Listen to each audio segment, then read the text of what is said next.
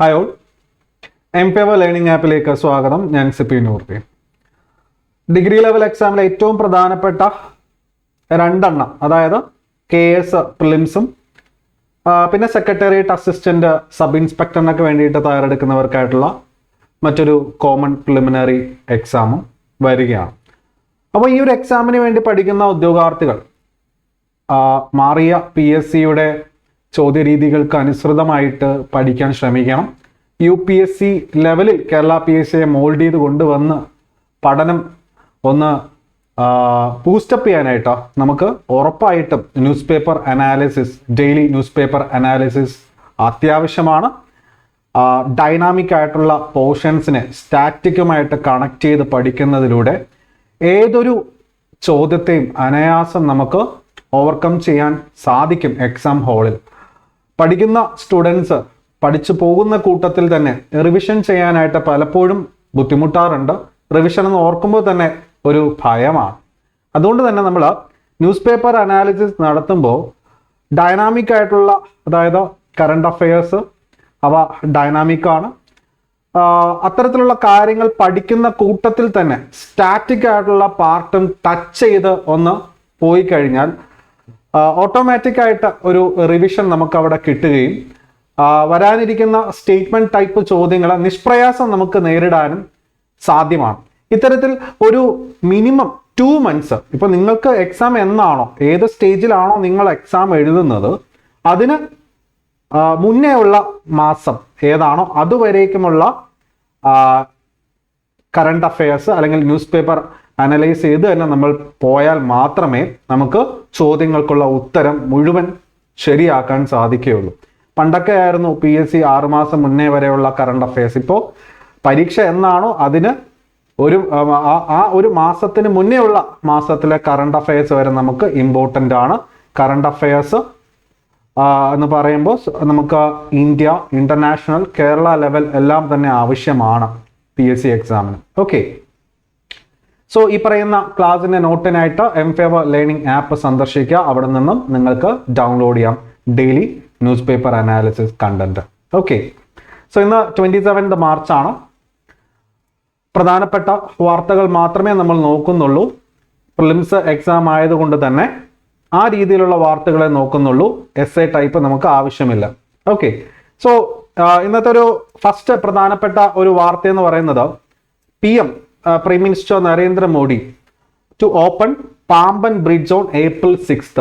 Okay, അപ്പോൾ പാമ്പൻ ബ്രിഡ്ജിനെ കുറിച്ച് നമ്മൾ മുന്നേയും പഠിച്ചിട്ടുണ്ട്.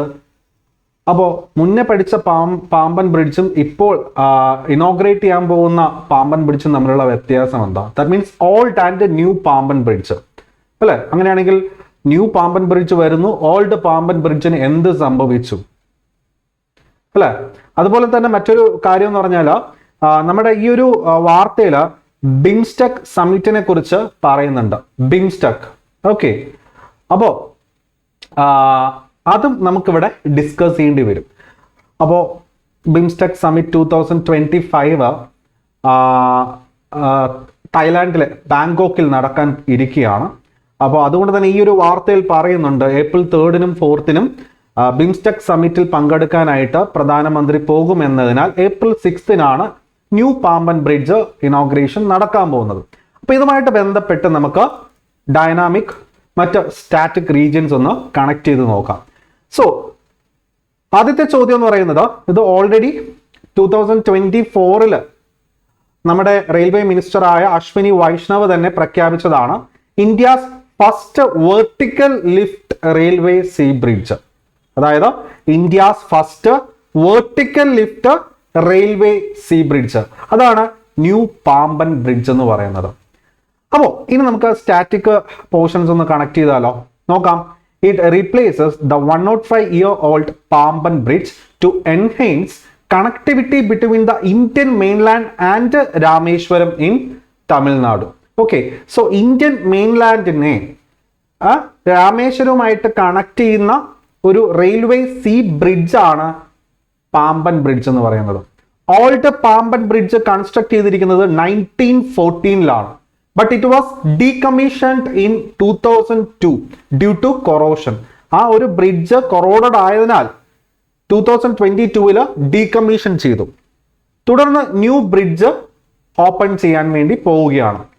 So length of new Pamban bridge എന്ന് പറയുന്നത് നമ്മുടെ ഈ ഒരു വാർത്തയിൽ പറഞ്ഞിരിക്കുന്ന അടിസ്ഥാനപ്പെടുത്തിയാണ് പറയുന്നത്. പലയിടങ്ങളിലും പല ലെങ്ത്തും പറയുന്നുണ്ട്. പക്ഷേ ഈ ഒരു വാർത്തയിൽ പറയുന്നതും സി ന്യൂസിലൊക്കെ വന്നിരിക്കുന്നതും 2.5 കിലോമീറ്റർ എന്നുള്ളതാണ്. And it was build by new Pamban bridge was build by RVNL അഥവാ റെയിൽ വികാസ് നിഗം ലിമിറ്റഡ് ആണ്. ഇനി ബിംസ്റ്റെക്കിനെ കുറിച്ചാണ് പറഞ്ഞിരിക്കുന്നത്. ബിംസ്റ്റെക് എന്ന് പറയുന്നത് bay of Bengal initiative for multi sectoral technical and economic cooperation. നമുക്ക് ഒരുപാട് ഓർഗനൈസേഷൻസ് ഉണ്ട്, മൾട്ടിനാഷണൽ അല്ലെ, ഈ പറയുന്ന G7, G20, അതുപോലെ തന്നെ ബ്രിക്സ്, ഇപ്പോൾ ബ്രിക് പ്ലസ് എന്നായി അല്ലെ, ബ്രിക്സ് പ്ലസ് എന്നായി, അതുപോലെ തന്നെ സാർക്ക്, അങ്ങനെ ആസിയാൻ അല്ലെ, അങ്ങനെ ഒരു സംഗതിയാണ് ബിംസ്റ്റെക് എന്ന് പറയുന്നത്. ഇതിലെ ഏറ്റവും പ്രധാനിയായ രാജ്യം ഇന്ത്യ തന്നെയാണ്. അപ്പൊ ബിംസ്റ്റെക്കിന്റെ ഫുൾ ഫോം PSC ചോദ്യമായിരുന്നു bay of Bengal initiative for multi sectoral technical and economic cooperation. അതായത് ആ ബേ ഓഫ് ബംഗാളുമായി ചേർന്നിരിക്കുന്ന രാജ്യങ്ങളാണ് ഈ ഒരു ഗ്രൂപ്പിൽ കൂടുതലായിട്ട് നമുക്ക് കാണാൻ സാധിക്കുന്ന മെമ്പർ നേഷൻസിൽ കൂടുതലായിട്ടും ബേ ഓഫ് ബംഗാളുമായി ബന്ധപ്പെട്ട് നിൽക്കുന്ന രാജ്യങ്ങളാണ്. കൂടാതെ നേപ്പാളും ഭൂട്ടാനും ഉണ്ട്. നേപ്പാൾ, ഭൂട്ടാൻ ലാൻഡ് ലോക്ക്ഡ് ആയിട്ടുള്ള കൺട്രീസ് ആണെങ്കിൽ കൂടിയിട്ടും ഇന്ത്യയുടെ ഒരു താല്പര്യത്താൽ തന്നെ ഇവരെ രണ്ടുപേരെയും കൊണ്ടുവന്നിട്ടുണ്ട്. ബിംസ്റ്റെക്കിന്റെ 2025 സമ്മിറ്റ് നടക്കാൻ പോകുന്നത് തായ്ലാൻഡിലെ ബാങ്കോക്കിലാണ്. മാത്രമല്ല ബിംസ്റ്റെക്കിന്റെ സെക്രട്ടേറിയറ്റ് എവിടെയാണ് എന്നുള്ളതും PSC ചോദ്യമായിരുന്നു. ബംഗ്ലാദേശിലെ ധാക്കയിലാണ്. ഓക്കെ, സോ ബിംസ്റ്റെക്കിൽ ഏതൊക്കെ രാജ്യങ്ങളാണ് നിലവിൽ ഉള്ളത് എന്ന് നോക്കാം. Bangladesh, Bhutan, India, Myanmar, Nepal, Sri Lanka and Thailand. Okay, അപ്പോൾ ഇതിൽ വളരെ ഇമ്പോർട്ടൻ്റ് ആണ് ഈ പറയുന്ന 7 രാജ്യങ്ങൾ, ഇന്ത്യ ഉൾപ്പെടെ 7 രാജ്യങ്ങളാണ് ബിംസ്റ്റെക് നേഷൻസ് എന്ന് പറയുന്നത്. ഓക്കെ, അപ്പൊ ഇതിൽ ബേ ഓഫ് ബംഗാളുമായിട്ട് ബന്ധപ്പെട്ട് നിൽക്കുന്ന രാജ്യങ്ങളാണ് കൂടുതൽ. എന്നാൽ ലാൻഡ് ലോക്ക്ഡ് ആയിട്ടുള്ള മറ്റ് രാജ്യങ്ങൾ അല്ലെ, ഇപ്പൊ ഭൂട്ടാനും നേപ്പാളും കൂടി ഇതിന്റെ ഭാഗമായിട്ടുണ്ട്. ഓക്കെ, അത് വളരെ ഇമ്പോർട്ടൻ്റ് ആണ്. ഭൂട്ടാനും നേപ്പാളും, ബേ ഓഫ് ബംഗാൾ എന്ന് പറയുമ്പോൾ നമ്മൾ അവരെ വിട്ടുകളയും. ഓക്കെ, മാത്രമല്ല ഇന്ത്യയുടെ അയൽരാജ്യങ്ങളായ ബംഗ്ലാദേശ് അല്ലെ, നമുക്ക് ഈസ്റ്റിൽ നിന്ന് തുടങ്ങാം, മ്യാൻമാർ, ബംഗ്ലാദേശ്, ശ്രീലങ്ക, കൂടാതെ തായ്ലാൻഡ്. അതുകൊണ്ടാണല്ലോ തായ്ലാൻഡിൽ വെച്ച് 2025 സമ്മിറ്റ് നടക്കാൻ പോകുന്നത്. ഇതിന്റെ സെക്രട്ടേറിയറ്റ് എന്ന് പറയുന്നത് ധാക്കയാണ്. മറ്റൊരു പ്രധാനപ്പെട്ട ചോദ്യം എന്ന് പറയുന്നത് നമ്മൾ പഠിച്ചിരിക്കണം, venue of first BIMSTEC youth summit. അതായത് ബിംസ്റ്റെക് യൂത്ത് സമ്മിറ്റ് ആദ്യമായിട്ട് നടന്നു. അത് ഇന്ത്യയിൽ വെച്ച് തന്നെയാണ് 2025 ഗാന്ധിനഗർ, ഗുജറാത്തിലെ ഗാന്ധിനഗറിലാണ്. അപ്പോൾ 2 കാര്യങ്ങളാണ്. ഒന്ന് ബിംസ്റ്റെക് സമ്മിറ്റ് 2025 തായ്ലാൻഡിലെ ബാങ്കോക്ക്. മറ്റൊന്ന് ആദ്യമായിട്ട് ബിംസ്റ്റെക് സമ്മിറ്റ് മുന്നേ നടന്നിട്ടുണ്ട്. ഓക്കെ, അങ്ങനെ എല്ലാ വർഷവും നടക്കാറില്ല എങ്കിലും മുന്നേ നടന്നിട്ടുണ്ട്. എന്നാൽ ബിംസ്റ്റെക് യൂത്ത് സമ്മിറ്റ് ആദ്യമായിട്ട് നടന്നു 2025. എവിടെയാണ് അതിന്റെ വെന്യൂ എന്ന് ചോദിച്ചാൽ അത് ഇന്ത്യയിൽ തന്നെയാണ്, ഗുജറാത്തിലെ ഗാന്ധിനഗർ. യൂത്ത് സമ്മിറ്റിന്റെ തീം എന്ന് പറയുന്നത് youth as a bridge for intra BIMSTEC exchange. Okay, ഇതാണ് തീം എന്ന് പറയുന്നത്, youth as a bridge for intra BIMSTEC exchange. Okay, so ബിംസ്റ്റെക്കിന്റെ ഫുൾ ഫോം ഉൾപ്പെടെ നമുക്ക് ആവശ്യമാണ്. B stands for bay of Bengal ആണെന്ന് മനസ്സിലാക്കി വേണം നമ്മൾ ചോദ്യങ്ങൾക്ക് ഉത്തരം കൊടുക്കേണ്ടത്. ഇനി രണ്ടാമത്തെ പ്രധാനപ്പെട്ട ഒരു വാർത്ത എന്ന് പറയുന്നത് ഞാൻ കണ്ടത് സാൻസ്ക്രിറ്റ് സ്കോളർ ഭദ്രേഷ് ദാസ് സ്വാമി, അദ്ദേഹത്തിന് 2024 സരസ്വതി സമ്മാൻ പുരസ്കാരം നൽകാൻ തീരുമാനിച്ചു എന്നുള്ളതാണ്. ഓക്കെ, അദ്ദേഹത്തിന്റെ യഥാർത്ഥ പേര് മഹോപാധ്യായ് ഭദ്രേഷ് ദാസ് എന്നുള്ളതാണ്. സാൻസ്ക്രിറ്റ് സ്കോളർ ആണ്. ഓക്കെ, അപ്പോ സരസ്വതി സമ്മാനുമായി ബന്ധപ്പെട്ടാണ് നമുക്ക് ഇനി അടുത്ത ഒരു കാര്യം നോക്കാനായിട്ടുള്ളത്. അദ്ദേഹത്തിന്റെ യഥാർത്ഥ പേര് ഇവിടെ ഫുള്ളായിട്ട് കൊടുത്തിട്ടുണ്ട്, നിങ്ങൾക്ക് കാണാൻ സാധിക്കും. മഹോപാധ്യായ് സാധു ഭദ്രേഷ് ദാസ്, അഥവാ നിങ്ങൾ ചുരുക്കി ഭദ്രേഷ് ദാസ് സ്വാമി എന്ന് മാത്രം മനസ്സിൽ വെച്ചാൽ മതി. ഓക്കെ, അദ്ദേഹത്തിന്റെ ഫുൾ ഫോം ഒന്നും ചോദിക്കത്തില്ല. ഓക്കെ, മഹോപാധ്യായ് സാധു ഭദ്രേഷ് ദാസ് അഥവാ ഭദ്രേഷ് ദാസ് സ്വാമി. ഓക്കെ, സാൻസ്ക്രിറ്റ് സ്കോളർ ആണ്. അദ്ദേഹത്തിന്റെ പ്രശസ്തമായ ബുക്കാണ് സ്വാമി നാരായണ സിദ്ധാന്ത സുധ എന്ന് പറയുന്നത്. ആ പുസ്തകം എഴുതിയതിനാണ് അദ്ദേഹത്തിന് ഈ പറയുന്ന അവാർഡ് ലഭിക്കുന്നത്. ഓക്കെ, അപ്പോൾ സാൻസ്ക്രിറ്റ് ആണ്. അപ്പോൾ സാൻസ്ക്രിറ്റ് നിങ്ങൾക്ക് എല്ലാവർക്കും അറിയാം, നമ്മുടെ ഇന്ത്യൻ കോൺസ്റ്റിറ്റ്യൂഷനിലെ ഷെഡ്യൂൾ 8 അല്ലെ, ഒരു 22 ലാംഗ്വേജസ് ഉണ്ട്, മലയാളം ഉൾപ്പെടെ.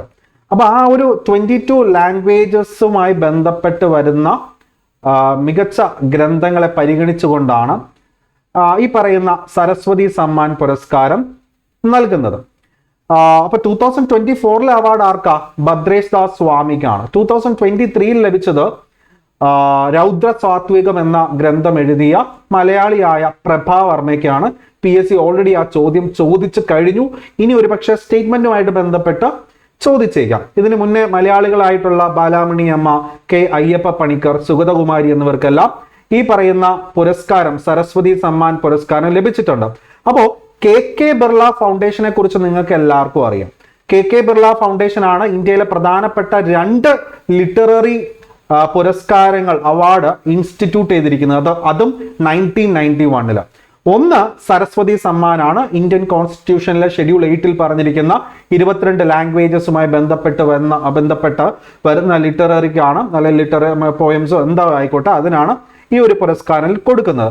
മറ്റൊന്ന് വ്യാസ് സമ്മാനാണ്. ഹിന്ദി ലിറ്ററേച്ചറിൽ വരുന്ന, ഒറിജിനലി പബ്ലിഷ് ചെയ്തിരിക്കുന്ന ഹിന്ദി ലിറ്ററേച്ചർ, ഏറ്റവും നല്ല മികച്ച ലിറ്റററി വർക്കിന് വേണ്ടിയിട്ട് ഇൻ ഹിന്ദി ലാംഗ്വേജ്, അതാണ് വ്യാസ് സമ്മാൻ എന്ന് പറയുന്നത്. അതും 1991 തന്നെയാണ് ഇൻസ്റ്റിറ്റ്യൂട്ട് ചെയ്തിട്ടുള്ളത്.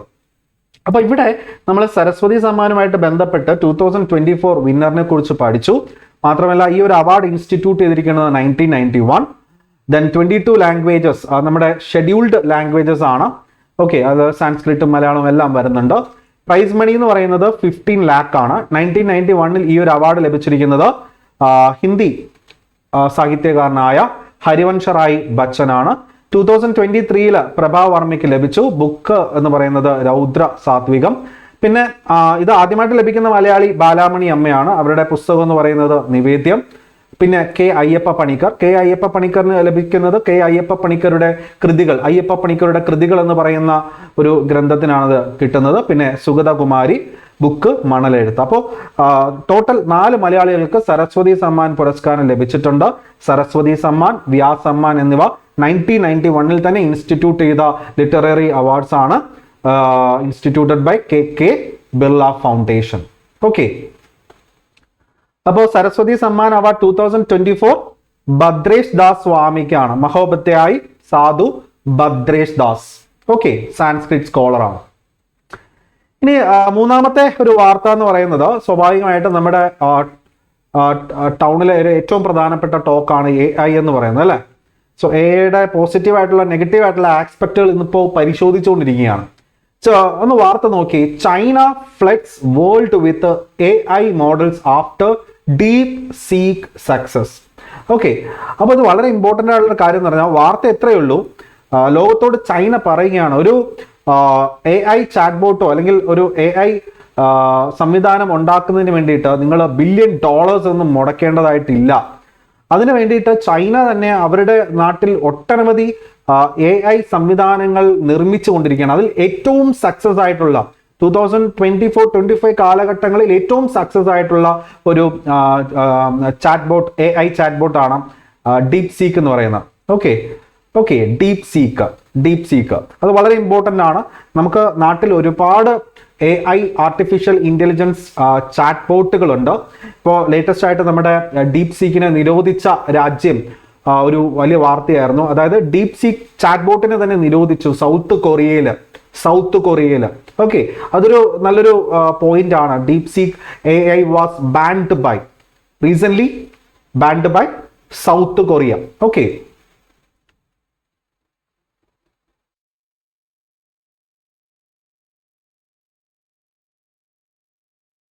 ഇനി മറ്റൊരു പ്രധാനപ്പെട്ട കാര്യം എന്ന് പറയുന്നത്, ഇപ്പോൾ നമ്മുടെ വേൾഡിലെ ഏറ്റവും ടോപ്പ് മോസ്റ്റ് ആയിട്ടുള്ള AI ചാറ്റ് ബോട്ട്സുകളാണ്. ഓക്കെ, അവയെല്ലാം നിർമ്മിച്ചിരിക്കുന്നത് വെവ്വേറെ ടീമുകളാണ്. സോ നമുക്ക് അവയാണ് പരിശോധിക്കേണ്ടത്. ഫസ്റ്റ് വൺ ചാറ്റ് GPT ആണ്. ഇത് എല്ലാവർക്കും അറിയാം. ബിൽഡ് ചെയ്തിരിക്കുന്നത് ഓപ്പൺ AI, അമേരിക്കൻ ബോട്ടാണ്. ഓപ്പൺ AI എന്ന് പറയുന്നത് ആർട്ടിഫിഷ്യൽ ഇന്റലിജൻസിന് വേണ്ടിയിട്ട് കാര്യമായിട്ട് റിസർച്ച് നടത്തുന്ന അമേരിക്കയിലെ ഓർഗനൈസേഷൻ ആണ് ഓപ്പൺ AI. ഓപ്പൺ AI ആണ് ചാറ്റ് GPT നിർമ്മിച്ചിരിക്കുന്നത്. രണ്ടാമത്തേത് DeepSeek ആണ്, ബിൽറ്റ് ബൈ ലിയാങ് വെൻഫാങ്. അദ്ദേഹത്തെക്കുറിച്ച് കൂടുതലൊന്നും നമുക്ക് അറിയത്തില്ല, ബട്ട് ചൈനീസ് ആണ് എന്നുള്ളതാണ്. ഈ ഒരു വ്യക്തിയെക്കുറിച്ച് കൂടുതലൊന്നും അറിയത്തില്ല, but still DeepSeek it is built by Liang Wenfeng in China.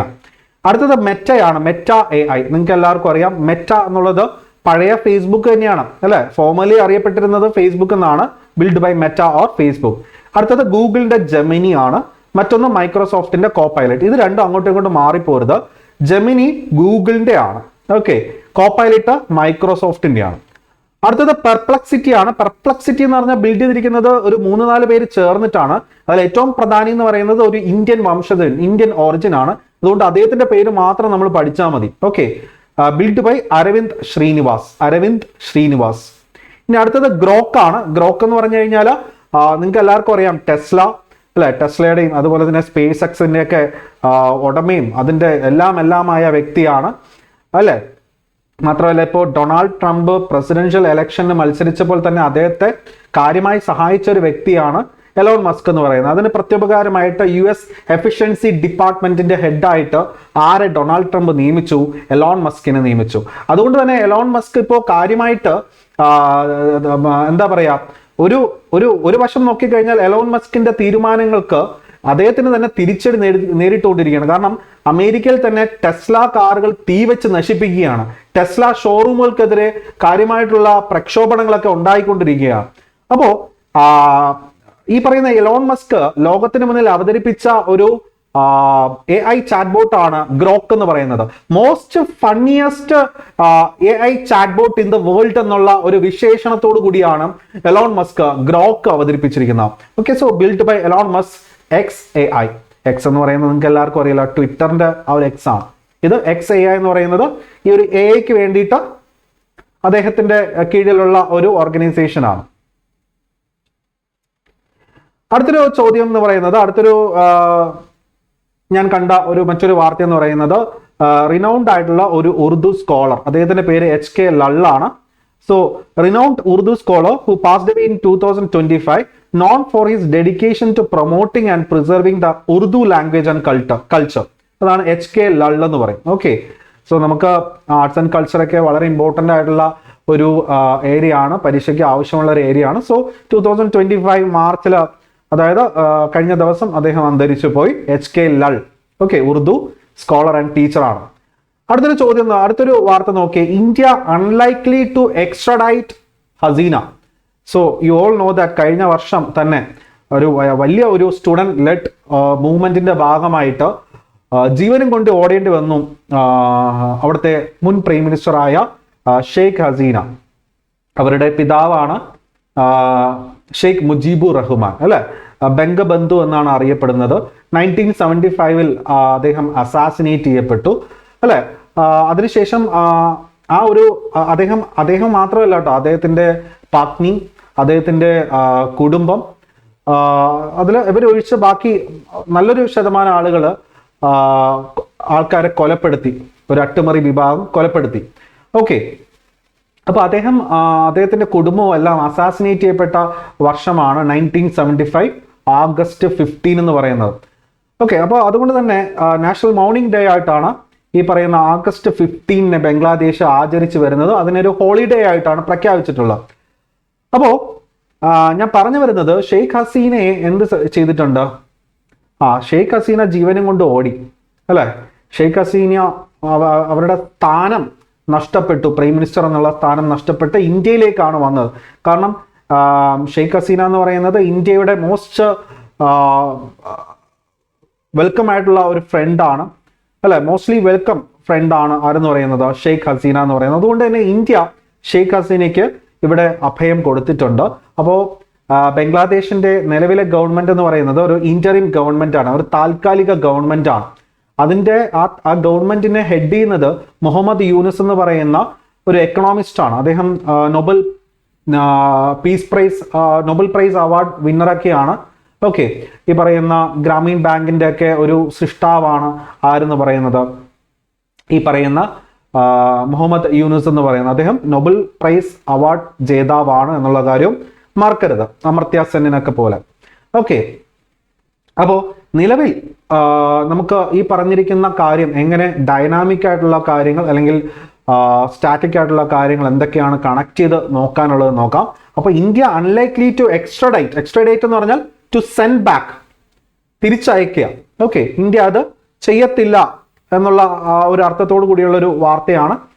അപ്പോൾ നമുക്ക് നോക്കാം. Former PM of Bangladesh who was ousted in a student led movement Sheikh ഹസീനയാണ്. അതുപോലെ തന്നെ chief adviser of interim government of Bangladesh Muhammad Yunus ആണ്. ഇന്ററിം ഗവൺമെന്റ് ഓഫ് ബംഗ്ലാദേശ് എന്ന് പറയുന്നത് അതിന്റെ പ്രസിഡന്റ് മുഹമ്മദ് ഷഹാബുദ്ദീൻ, അതിന്റെ ചീഫ് അഡ്വൈസർ എന്ന് പറയുന്നത് മുഹമ്മദ് യൂനുസ് ആണ്.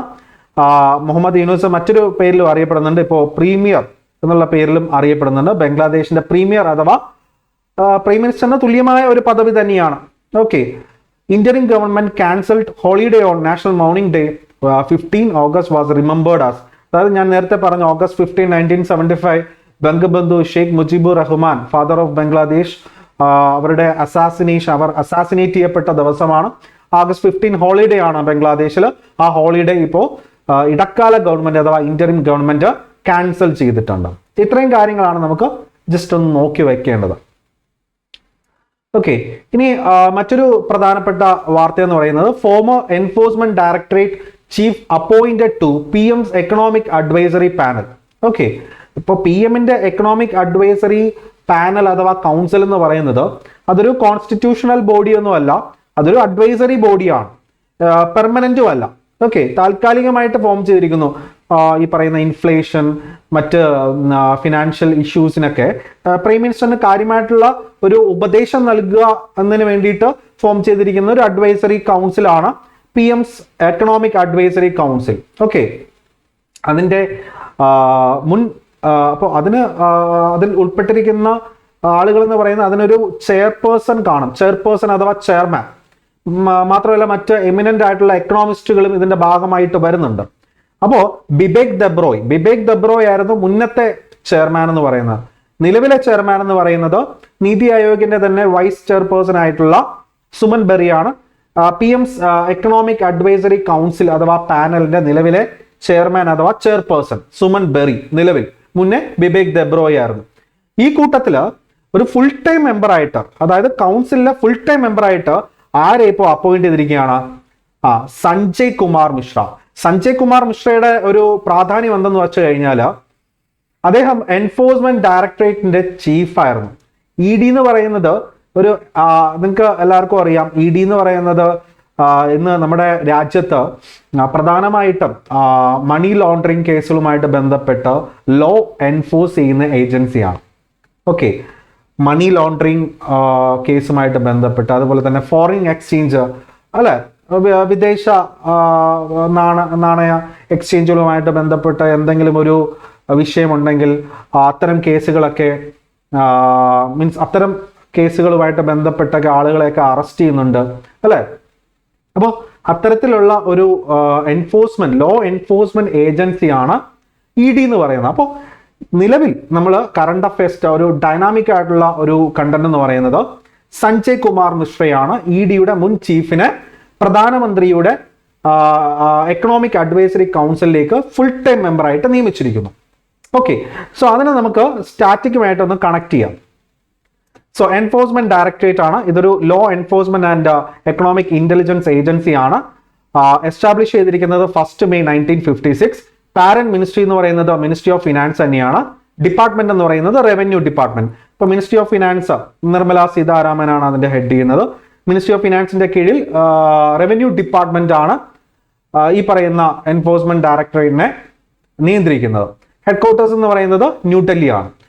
കറന്റ് ഡയറക്ടർ അഥവാ ചീഫ് എന്ന് പറയുന്നത് രാഹുൽ നവീൻ ആണ്. മുന്നേ അത് ഈ പറയുന്ന സഞ്ജയ് കുമാർ മിശ്രയായിരുന്നു.